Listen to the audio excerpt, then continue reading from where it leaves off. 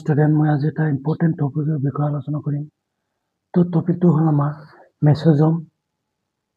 মেছ'জম কি আৰু তাৰ কামসমূহ কি কি। তো মেছ'জম হ'ল প্ৰকোপকেন্দ্ৰীয় প্লাজমা আৱৰণৰ বিস্তাৰৰ দ্বাৰা গঠিত এক বিশেষ আৱৰণযুক্ত গঠন যি সম্প্ৰসাৰণ নলিকা বা স্তৰিত পৰ্দাৰ দৰে দেখা দিয়ে। এইবোৰ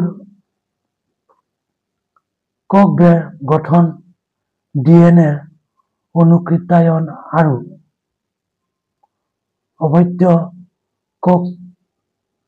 কোষলৈ বিস্তাৰিত হোৱাত সহায় কৰে।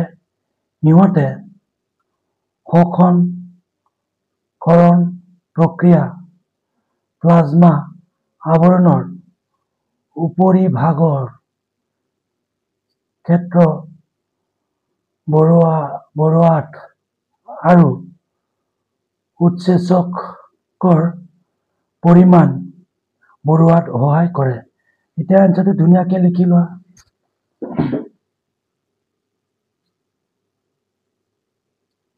প্ৰকোপকেন্দ্ৰীয় কোষৰ মেছ'জম কি? এই কৰা কাৰ্যসমূহ উল্লেখ কৰা।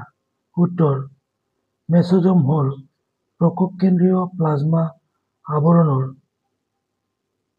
বিস্তাৰৰ দ্বাৰা গঠিত এক বিশেষ আৱৰণযুক্ত গঠন যি সম্প্ৰসাৰণ নলিকা বা স্তৰিত পৰ্দাৰ দৰে দেখা দিয়ে।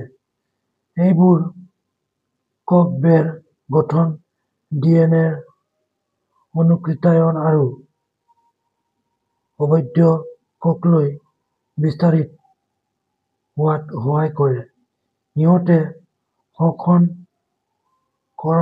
প্ৰক্ৰিয়া প্লাজমা আৱৰণৰ উপৰিভাগ ক্ষেত্ৰ বঢ়োৱাত আৰু উৎসেচকৰ পৰিমাণ বঢ়োৱাত সহায় কৰে। এতিয়া এনচাৰটো ধুনীয়াকৈ লিখি লোৱা।